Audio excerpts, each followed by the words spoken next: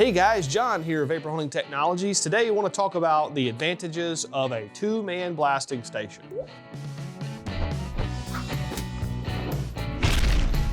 This is an option that we sell with our VH4000, not the 3500, but the VH4000. What that means is at two different sides of the cabinet, you have independently controlled blasting station. So you basically have two machines in one. And the benefit behind this is if you're working on a large part, you can have two people attacking this part at the same time. Also, if you have independently small parts, you can have guys handling and blasting those parts independently, getting double the amount of production out of this machine versus one operator standing and blasting. Again, it's independent of each other. If this gentleman's blasting and this one's not, they can unload and load parts without this guy stopping.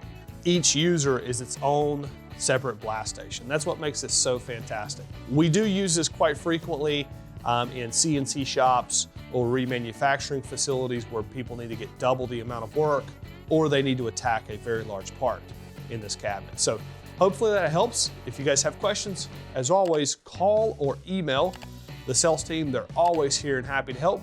24/7 just to answer your questions.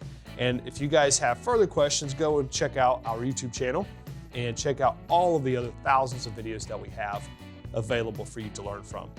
As always, thanks for watching.